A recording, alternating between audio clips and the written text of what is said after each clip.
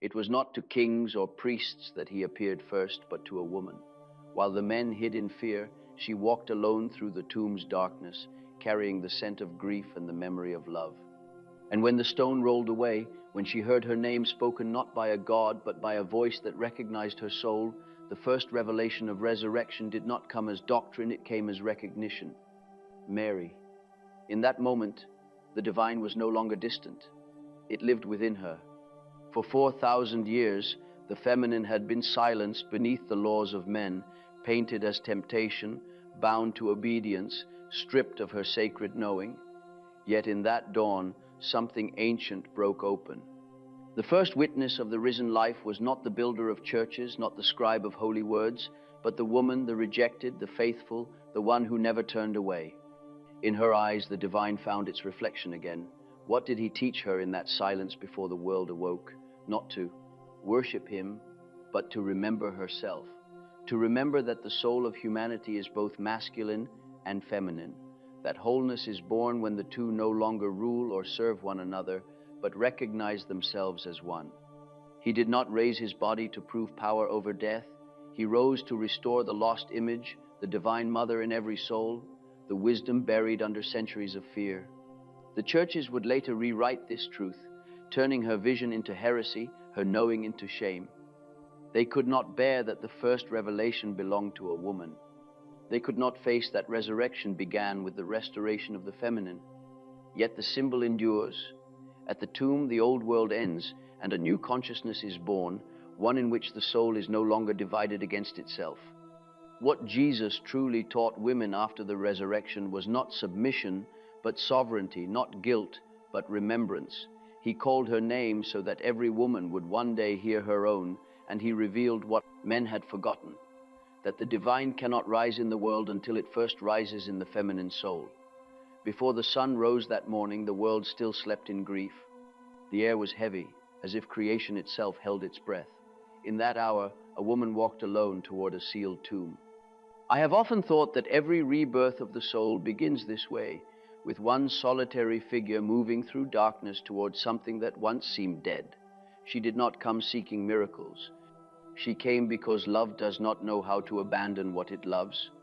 The scent of the oils she carried was the scent of devotion. Grief had not broken her, it had deepened her. This is the first mystery of transformation. The heart that can suffer without turning to stone has already begun to change. When she saw that the stone had been moved, she did not understand. The mind resists what the soul knows. Resurrection never announces itself with reason. It begins as astonishment, as a trembling between fear and wonder. I have seen the same in the dreams of many, the buried image stirring, the closed door opening of its own accord. She heard her name, only that. Not a sermon, not a command, but a simple word that recognized her existence, Mary. It is the oldest language of the divine, not doctrine, but recognition. In that single word, she remembered herself. She was no longer the mourner at a grave, she was the witness of a beginning. To be called by name is to be seen by the eternal. It is to feel one's own soul spoken back into life. The voice that called her was not above her, but within her. Every man and woman carries that same voice, waiting to be heard when all other noise has fallen silent. The tomb, in truth, is not a place but a state of the psyche, the sealed chamber of the unconscious where forgotten life sleeps. Each of us must one day enter it, carrying the fragrance of what we love, willing to face loss. And if we do not flee, the stone will move. The tame, dead image will rise. The dawn at the tomb is the hour between worlds, the moment when sorrow becomes revelation. The soul that dares to face darkness without denying it becomes vessel for light. This is why the first witness was a woman. She was able to stay. She did not seek to control the mystery, she received it. In her, I see the image of the feminine soul, faithful, receptive, enduring. She looked not for power, but for presence, and therefore she saw what no man could yet see. The resurrection was not shown to strength, it was shown to love. For love alone can perceive the eternal. And so, the story begins where all great transformation begins, in the stillness before dawn, where grief and faith meet. What rose from the tomb was not only a man, but the memory of what humanity had forgotten. that divinity dwells wherever a soul listens in darkness and still dares to hope. The voice that called her name calls each of us still. It does not thunder, it whispers, and when we hear it, even once, we understand that resurrection is not an event in history, but a pattern in every heart, the turning from despair to meaning, from death to life. For centuries before that dawn, the feminine had been exiled from the sacred. I have often said that the greatest wound in the human soul is division not only between good and evil, light and dark, but between man and woman, spirit and body, reason and feeling. The rejection of the feminine was the first fall, long before any myth of Eden. When the heart was declared untrustworthy and the body impure, the soul itself was cut in two. From that division, religion grew rigid. The voice of law rose above the whisper of love. Men built temples to order, but walled out the living mystery. They sought the divine in heaven, while the divine within them went unheard. The feminine, the knowing of the heart, was turned into temptation, the source of blame. Eve became the shadow that haunted man's conscience, and, in condemning her, he condemned the half of himself that could feel. Through ages, I have seen how this repression lived in every psyche, woman taught to doubt her own wisdom, man taught to fear his own tenderness. Civilization gained might, but lost balance. The masculine ruled by reason and conquest. The feminine retreated into dreams and silence. Both suffered the same exile, for the soul cannot live divided against itself. Mary Magdalene stands in the scriptures as the symbol of this rejected vessel. She was called sinner, though the text never names her so. She was cast beneath the feet of priests and then raised by love, not by the forgiveness of a man, but by recognition from something eternal. The Christ saw in her not impurity but presence. He saw the soul that endures through shame. When I read her story, I do not see scandal, I see initiation. She carried the ancient feminine wisdom, the ability to hold suffering without fleeing it, to love what others have rejected, to see the divine not only in holiness but in humanity. She stood beneath the cross when others ran, not because she was fearless, but because she understood that the heart must remain open even in pain. It is no accident that she was chosen to be the first witness. The rejected becomes the cornerstone. The soul that has been cast out learns humility, and humility opens the gate to revelation. In every myth, the god descends into the lowly before rising again. What humanity had rejected, the feminine, the feeling, the earthly, became the vessel through which new life entered the world. The rejection of the feminine was also the rejection of nature. As man sought to rise toward heaven, he trampled the ground that gave him birth.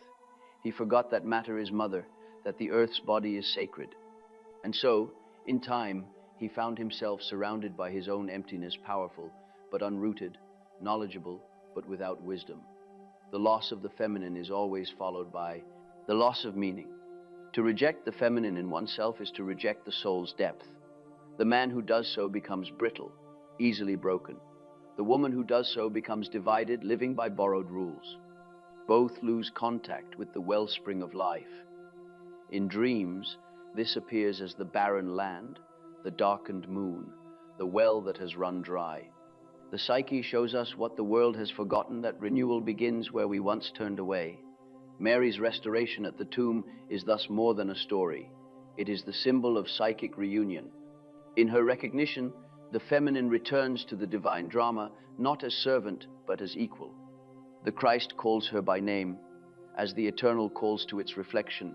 No longer the outcast, she becomes the first messenger, the bridge between heaven and earth, between revelation and the heart that can receive it. Even today, the collective unconscious remembers this exile.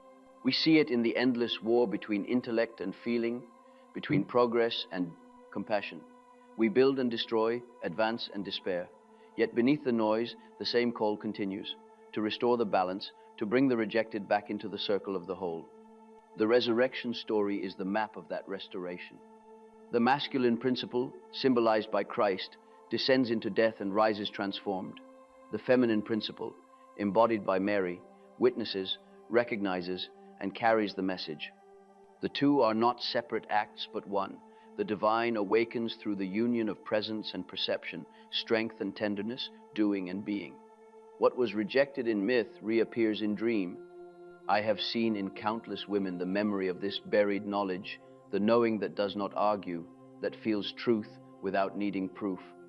When that wisdom is dismissed by the rational mind, it retreats into the unconscious, appearing as intuition, as symbol, as longing for something unnamed. When it is honored, it becomes revelation, the direct experience of meaning. Men, too, the feminine returns in dreams and longing. It appears as the anima, the inner woman, the soul image that softens and humanizes him. When a man learns to honor her voice within, he ceases to dominate. He begins to understand. The world for him becomes less an object to conquer and more a mystery to serve. The same is true for nations, for cultures, for every field of life. The rejection of the feminine has always brought the same consequence, the pursuit of power without love. But power alone cannot redeem. Only when the heart joins the hand, when wisdom guides action, does civilization become whole. The resurrection of the feminine, therefore, is not a return to softness. It is the return of meaning to strength. In the image of Mary at the tomb, we see this redemption. She does not seize the divine, she beholds it. She does not claim, she receives. This is not weakness, it is the highest strength, the courage to let mystery be mystery and still trust that it holds life. Her faith is not belief in ideas, it is fidelity to the unseen. This, I believe, is what Jesus restored in her, the ancient dignity of the soul that listens. He did not make her holy. He revealed that she already was, and through her, he revealed the forgotten truth of the world, that the divine cannot live in hierarchy, only in harmony. The rejected vessel, once restored, becomes the cup that carries light. That light is not given only to women. It is the feminine within every being, the capacity to love without owning, to serve without submission, to create without pride. This vessel, if remembered, can heal both man and world. For resurrection is not simply victory over death. It is reconciliation, the lifting of what was cast down, the remembrance of what was denied. Until the feminine is honored again, the resurrection remains unfinished. But wherever one soul turns toward what was forgotten and says, "You too are sacred," the stone rolls away anew. The woman at the tomb was not the end of the story. She was its beginning. Through her, humanity was shown the first glimpse of balance restored. In her, the rejected vessel became the womb of the new consciousness, and in that quiet hour of dawn, the lost half of the divine returned to life. After the voice called her name and she recognized it, the story moved inward. What took place between them in that silent moment by the tomb was more than reunion. It was the joining of two worlds, the outer and the inner, the visible and the unseen, the masculine and the feminine, all met in a single gaze. I have come to understand this meeting as the image of the soul's deepest work, the inner marriage.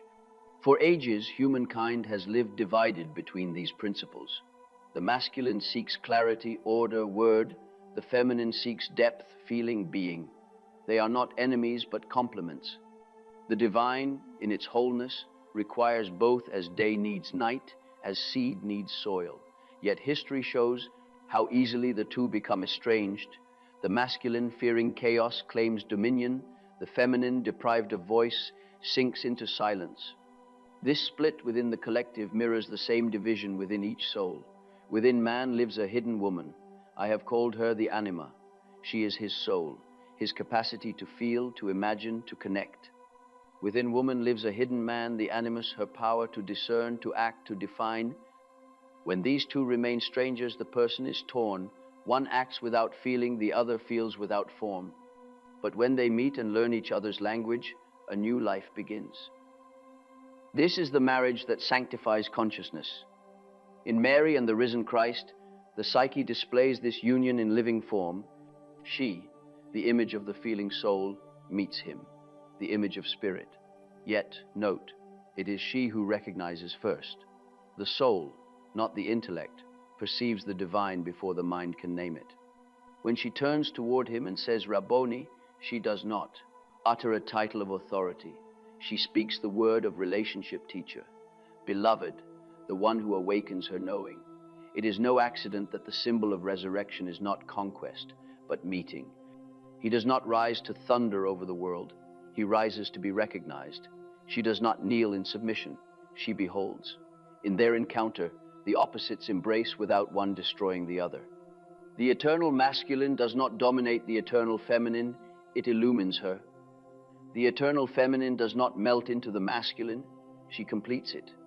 In alchemical texts, this mystery is portrayed as the coniunctio, the sacred marriage of sun and moon. The alchemists drew them as king and queen united in one vessel, their union giving birth to the golden child. This child is the self, the symbol of wholeness that lies at the center of the human psyche. The story of resurrection is the same in image and purpose. Out of death and division, unity is born.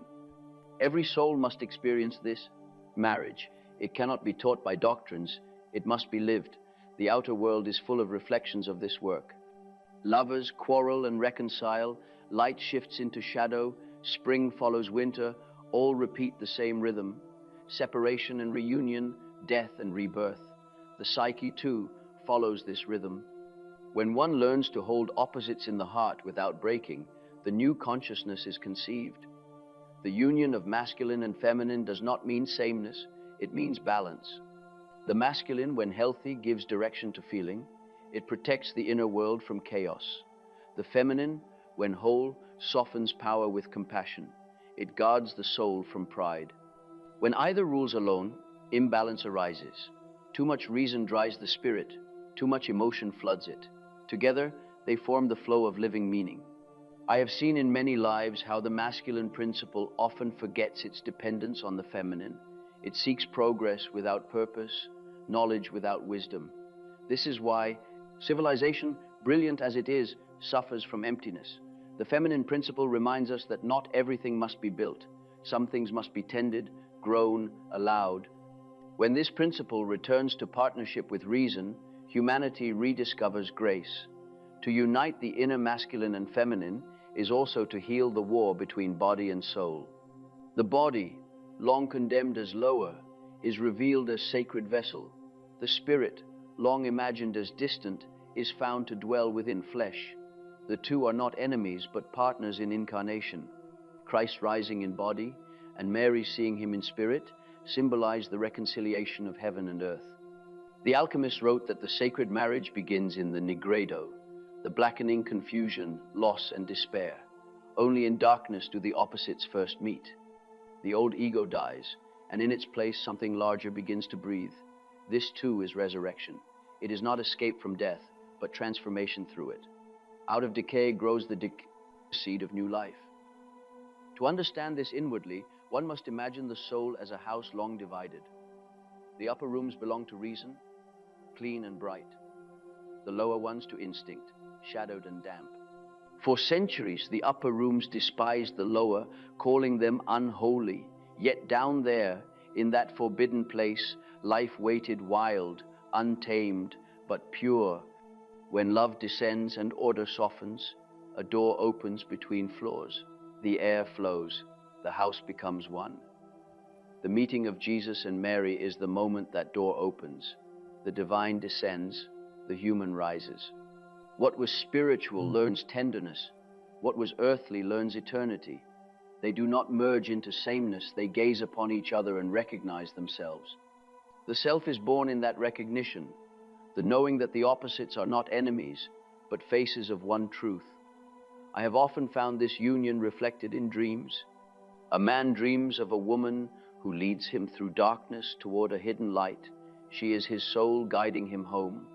A woman dreams of a man standing at her threshold, neither threatening nor commanding, but inviting her to speak.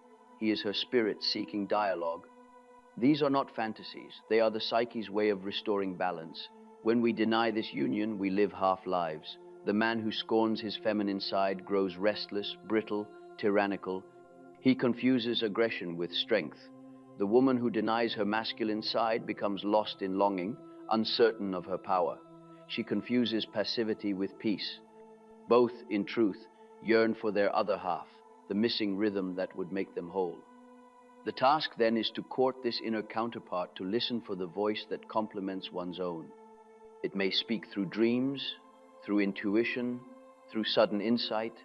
It may come disguised as another person who awakens something long asleep within us. But we must remember, the beloved we see outside is only a mirror of the greater beloved within. When the inner marriage is consummated, something shifts. The person no longer seeks completion in others. Love becomes communion, not dependency. Creativity blossoms, for the soul is no longer at war with itself. The masculine lends structure to inspiration. The feminine breathes life into structure. The self begins to rule, and the opposites serve it as faithful ministers. This union is the meaning behind the resurrection's mystery. In Christ and Mary, the soul sees its own future, the integration of what was torn apart. He symbolizes the consciousness that descends into matter and returns renewed. She symbolizes matter recognizing its divinity. Together they form the circle. Spirit entering form, form awakening to spirit. If the first fall of humanity was the split between the masculine and the feminine, then the resurrection is the healing of that split. The man who can honor his feeling and the woman who can trust her strength both rise from their tombs. For the tomb is only the place where division rests. The garden beyond is the realm of unity. Thus, what Jesus truly taught Mary was the forgotten law of the soul, that no part of life is higher or lower, only incomplete without its counterpart. He did not restore her to subservience. He restored her to equality, not as servant of his light, but as reflection of it. Every resurrection repeats this pattern.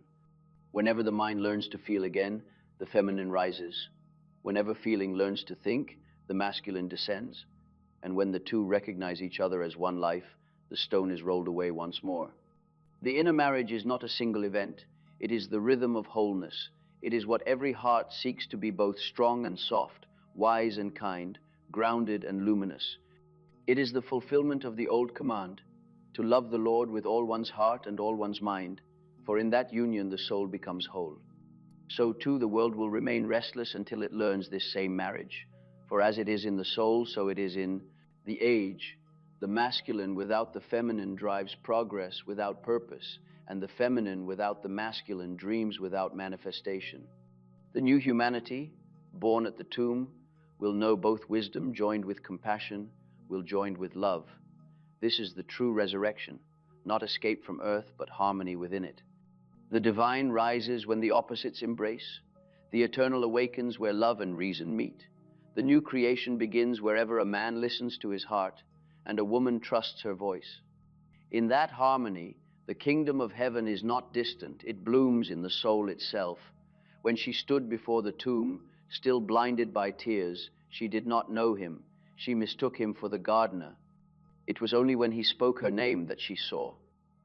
This is a moment every soul must live, the moment of recognition. For the divine does not arrive as a blaze of power, but as a voice quiet, familiar, and intimate that calls us back to ourselves.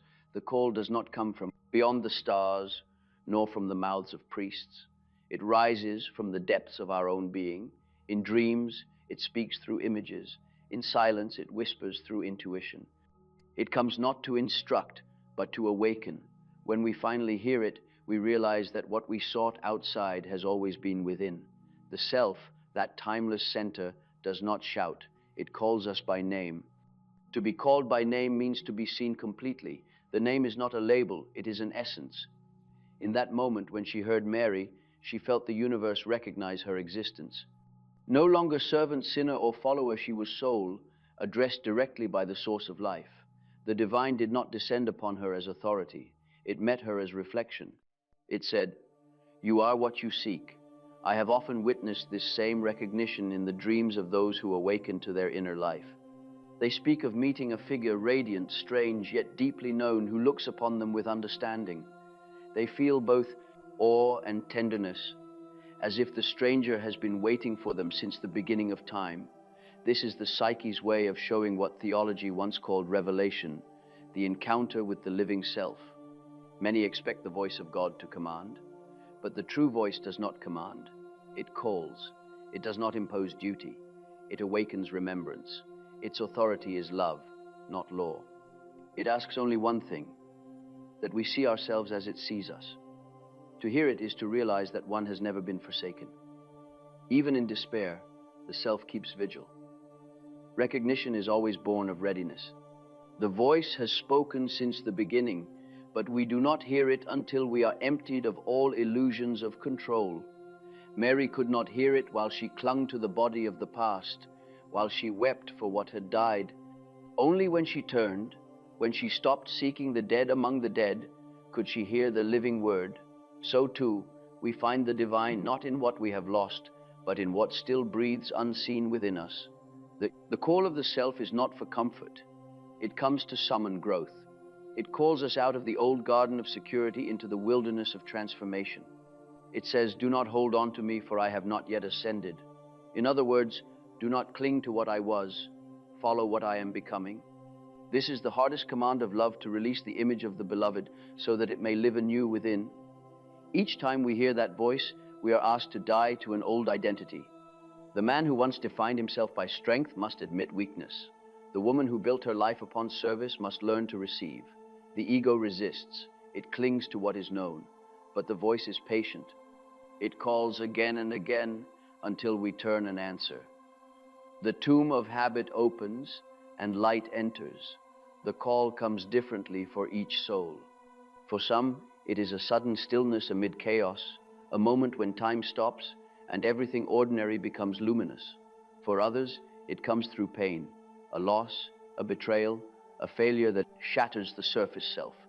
The ego interprets these moments as endings, but the self knows them as beginnings. The divine speaks most clearly when life has broken our defenses. In every age, the outer world has sought to claim the voice, to make it exclusive, to dictate who may hear it. Yet the divine addresses each soul directly. There are no intermediaries between God and the heart. The moment Mary heard her name, she became her own priestess. She needed no permission to see, no authority to believe. This is what frightened the men of her time, and perhaps still frightens many today, that the soul, once awakened, cannot be ruled. This call is the beginning of individuation, the process by which the self draws the ego toward wholeness. It begins as a whisper, a curiosity, a restlessness with what once satisfied. It deepens into longing. The soul feels pulled towards something vast yet intimate, something that seems to know it already. This is the voice calling from the center of the labyrinth, guiding us through shadow toward union. I have seen that those who follow this call often feel isolated at first. The world does not understand them.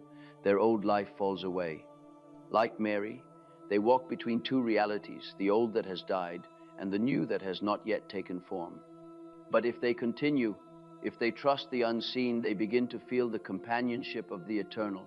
The solitude fills with presence. To be called is to be given purpose.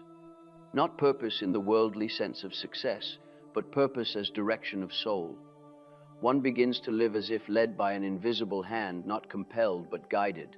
The ordinary becomes charged with meaning. Every event, every meeting, every silence feels woven into a pattern beyond understanding. This is what faith truly means. Not belief in doctrine, but confidence in the invisible order of one's own becoming. When I say that the voice of the self calls the soul, I do not mean something mystical alone. I mean the simplest awareness of truth when one finally stops pretending. When a person admits, this path is false for me, or this love is true, even if the mind rebels, the voice of the self has spoken. It speaks through the honesty that arises unbidden, through the courage that appears when fear says no. In myth, the call is always followed by transformation. The hero leaves home, the seeker crosses water, the woman descends into the underworld. The voice does not lead us to comfort but to wholeness. It leads us toward what we most fear and most need. Mary's call led her not to cling to the divine, but to carry its message to others, to become the messenger of new consciousness. Every soul called by the self is asked to do the same, to embody what it has seen. The voice that calls us knows us better than we know ourselves. It speaks to what is eternal in us, not to our masks or roles. It asks that we trust it, even when reason doubts. And though it may lead us into solitude, it does not abandon us there. It waits patiently in the garden of the heart until we can turn and say, "Teacher, to be addressed by the divine is to remember one's own sacredness." It is to understand that the distance between God and the soul is an illusion created by fear. When that illusion breaks, revelation occurs.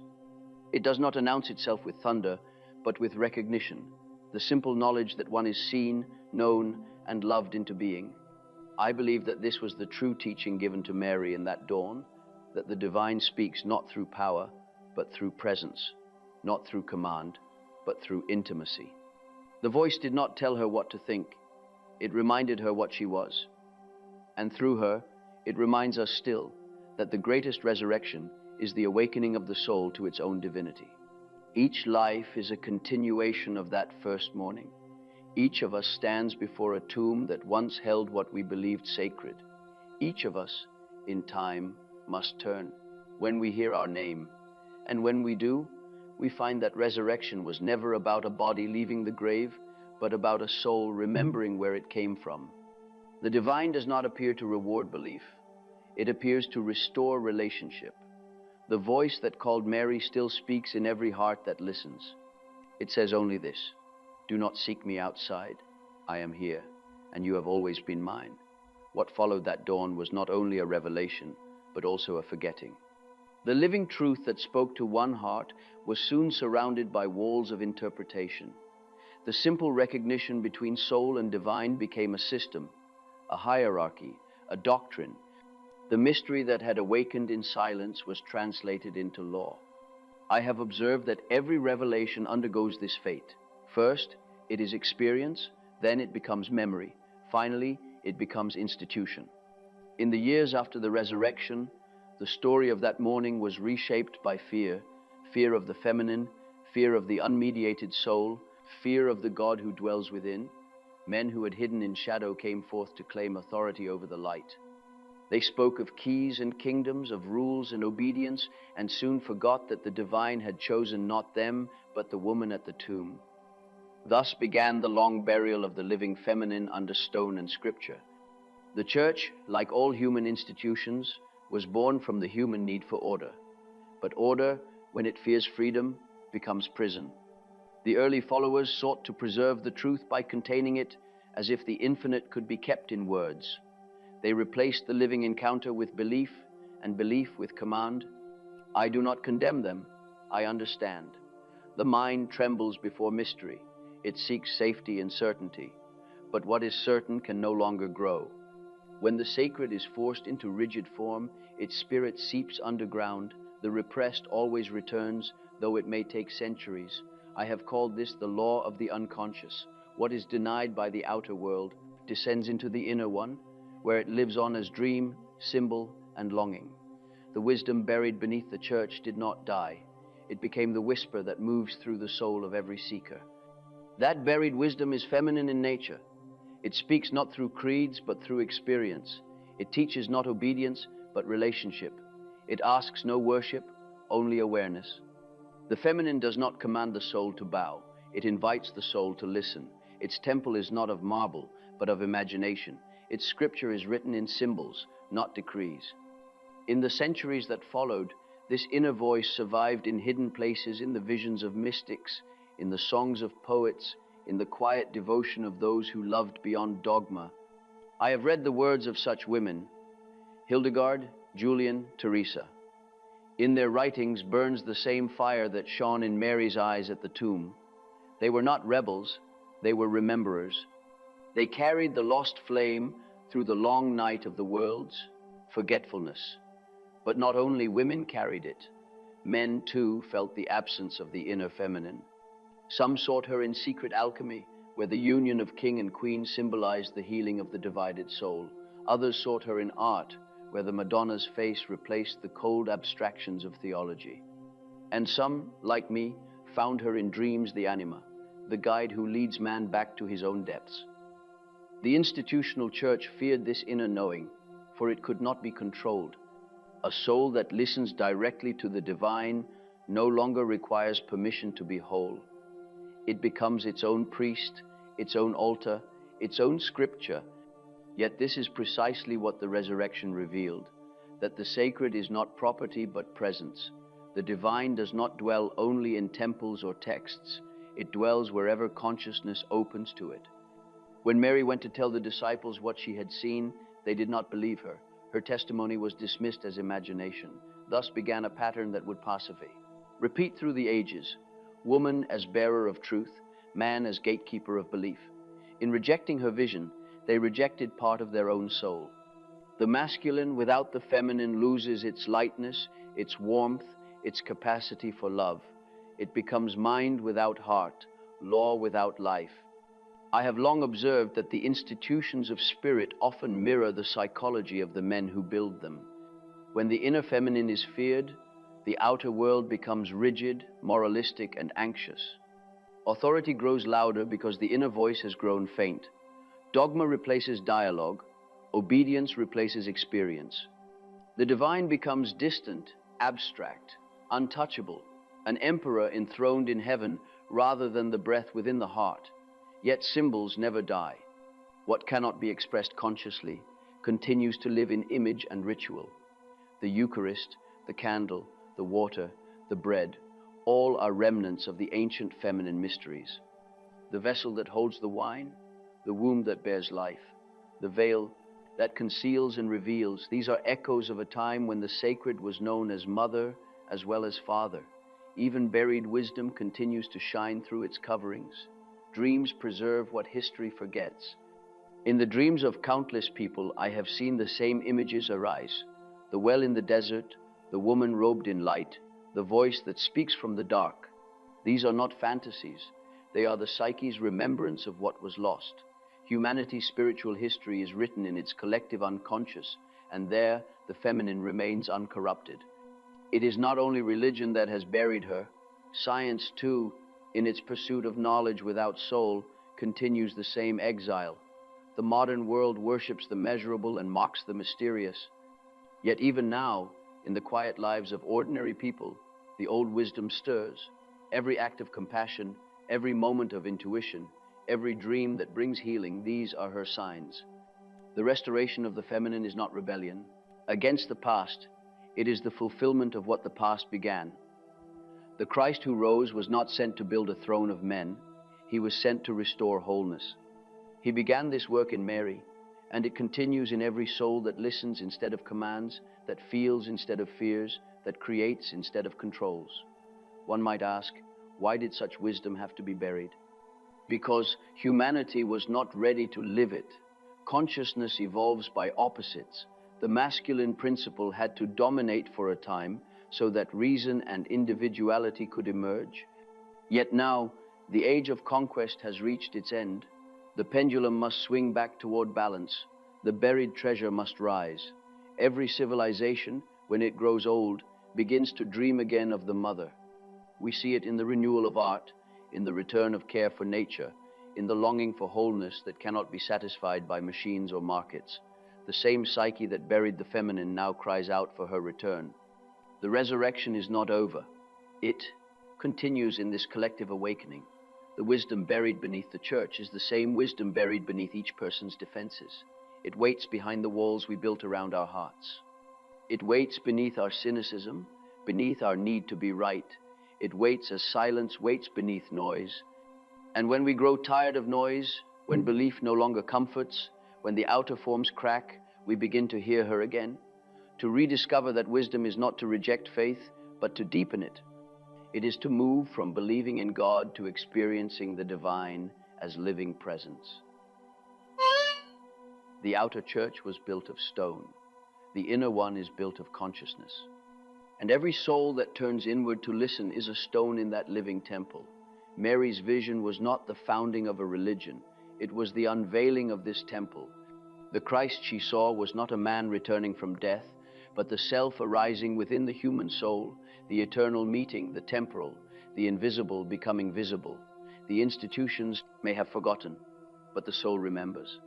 The wisdom buried beneath the church is rising again. It rises wherever love and knowledge are reunited, wherever men and women walk as equals, wherever spirit and matter are seen as one. The resurrection was not completed 2,000 years ago. It is happening now, in every heart that remembers what was lost and calls it holy again. Every resurrection begins quietly, not in cathedrals or councils, but in the hidden places of the heart. Just as dawn rose first within Mary before the world saw the empty tomb, so too the feminine rises first in the inner life of those who have learned to listen. The awakening of the feminine soul is not the rise of woman over man, but of soul over fear, of the living truth over dead tradition. I have seen this awakening take many forms. In some, it begins as sorrow, a deep weariness of pretending to be small. In others, it comes as intuition, a dream that will not leave them, a feeling that life must mean more than obedience. It is often born in suffering, for pain loosens what pride has hardened. When the old identity cracks, the buried wisdom begins to breathe again. The feminine awakens first as ache the soul, remembering what it has lost. For centuries, the feminine spirit was taught to serve rather than to see. Women were told that virtue meant silence, that devotion meant self-denial. Yet the soul cannot live long without expression. Beneath generations of restraint, the ancient fire continued to burn. The same fire that carried Mary through the darkness now stirs in every woman who dares to remember that she too carries the divine. But this awakening is not limited to women. The feminine is a principle, a mode of being that lives in every human heart. It is the capacity to feel before judging, to receive before acting, to nurture what is fragile instead of conquering it.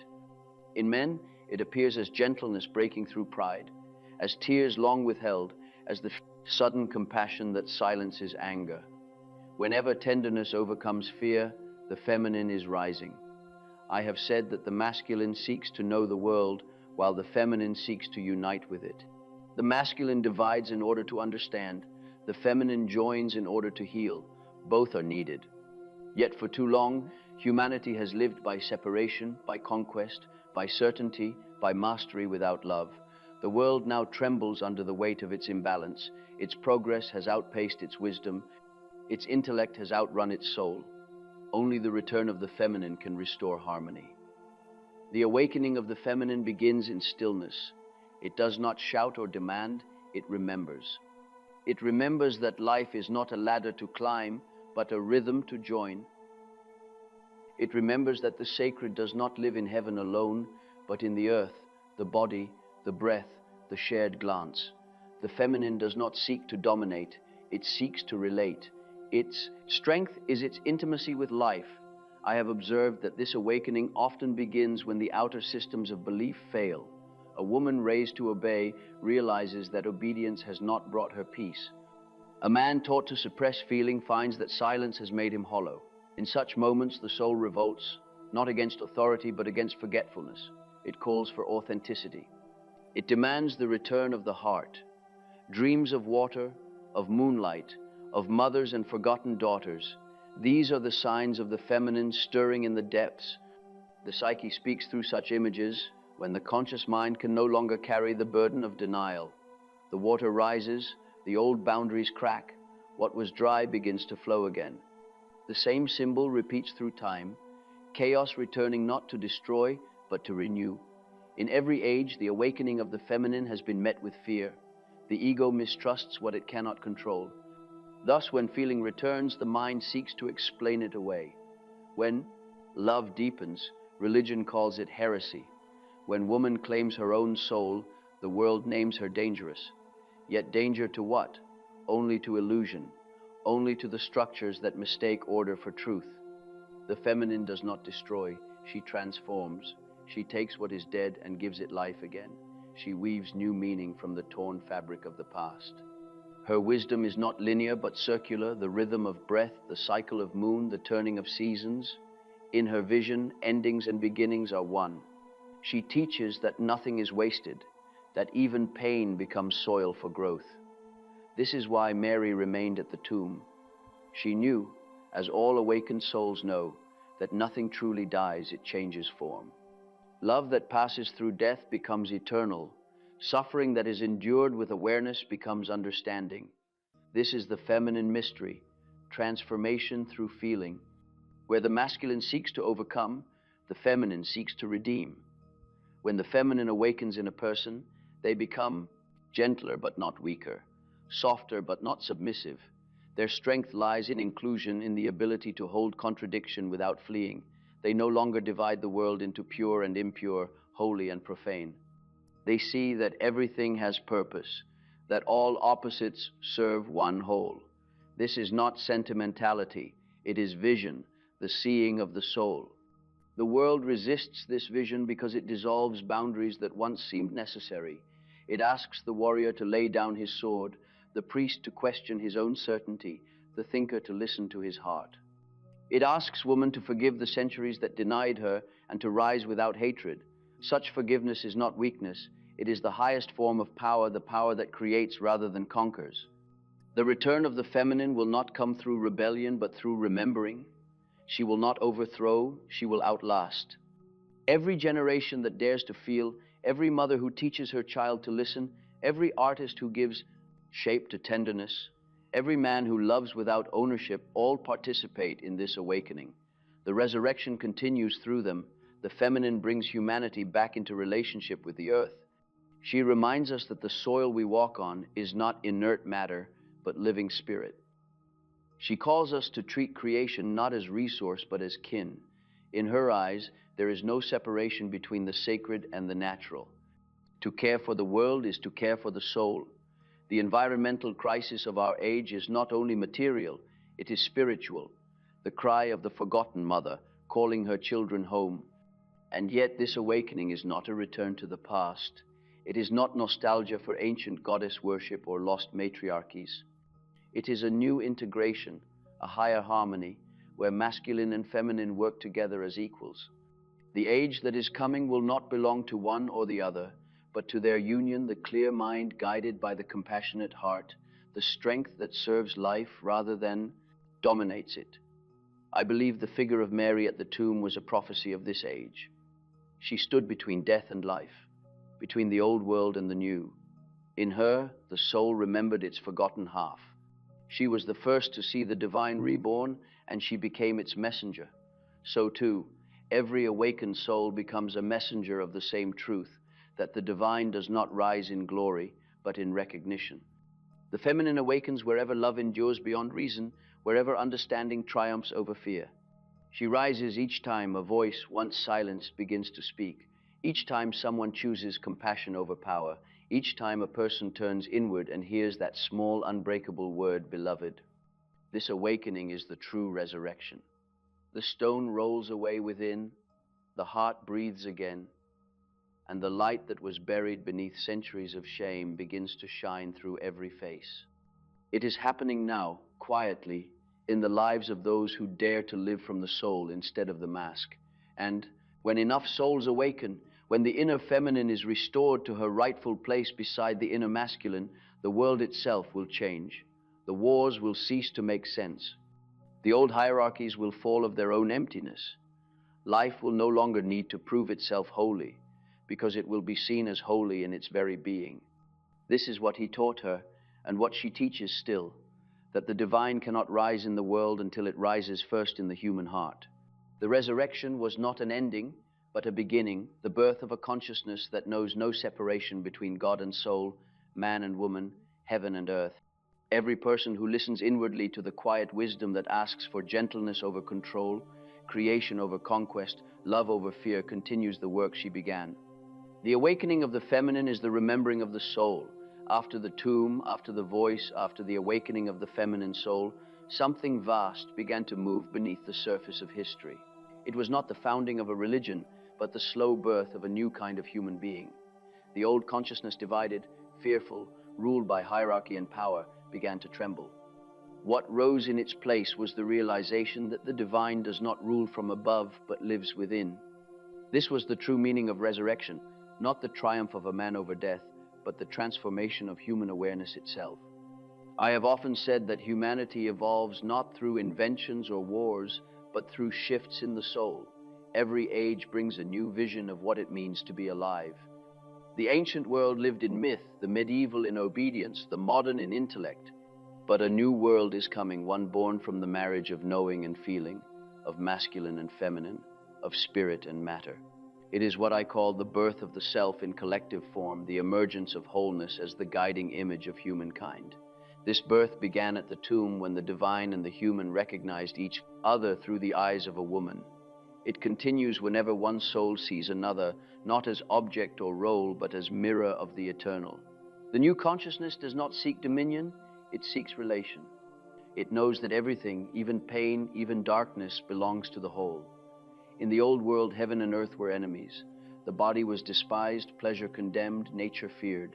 Spirit meant escape. But in the new consciousness, matter itself becomes luminous.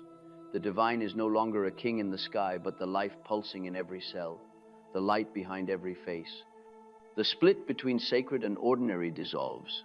The kitchen, the workshop, the field, the forest, these become temples when seen with awakened eyes. This change does not happen easily.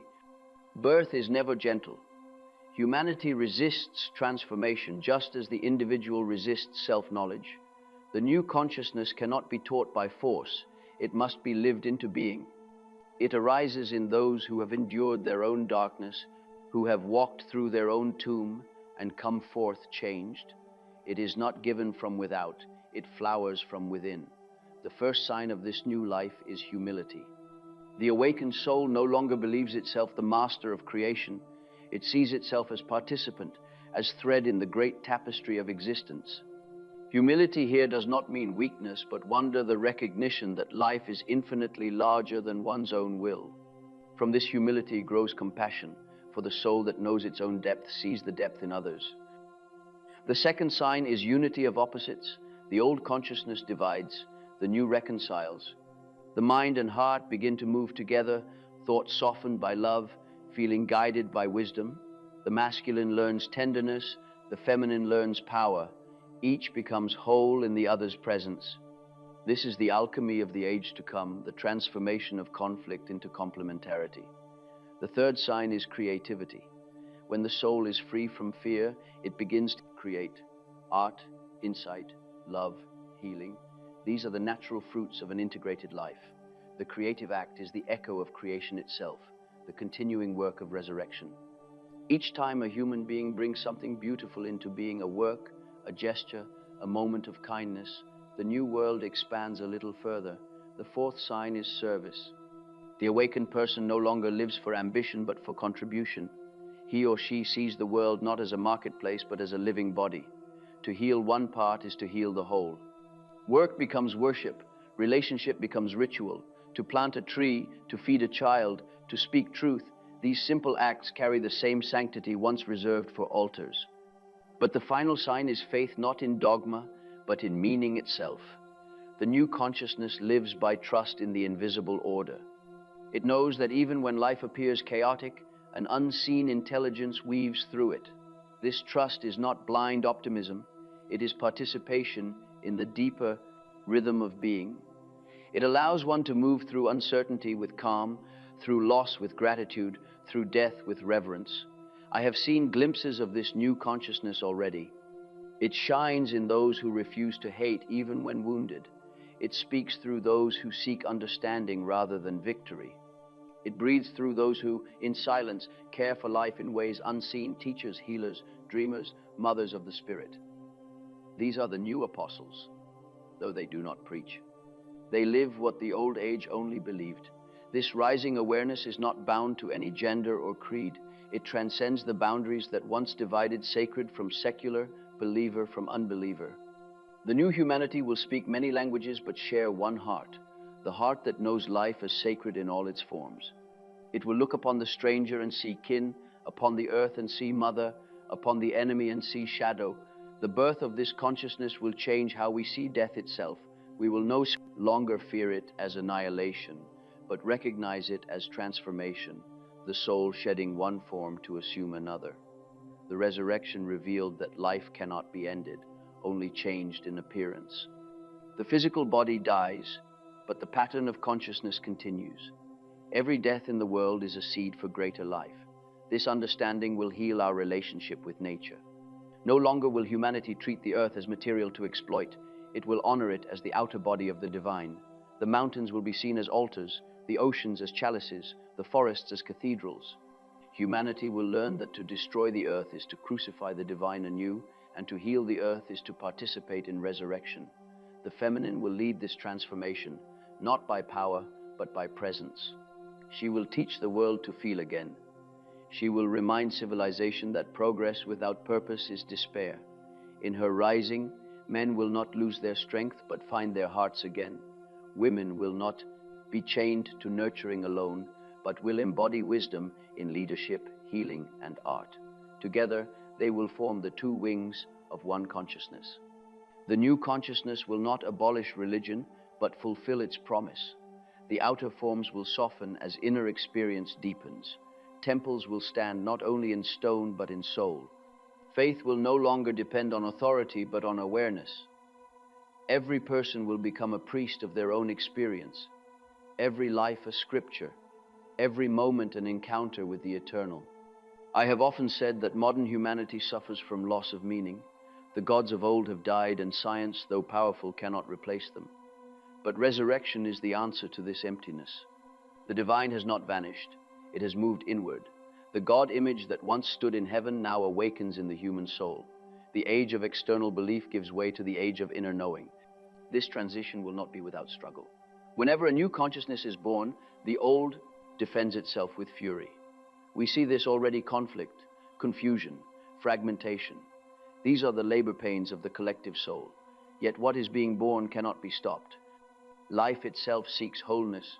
The tomb cannot hold what has remembered eternity. When enough hearts awaken, the world will find a new center. Power will yield to meaning, hierarchy to cooperation, isolation to communion. This is not utopia, it is maturity, the world coming of age.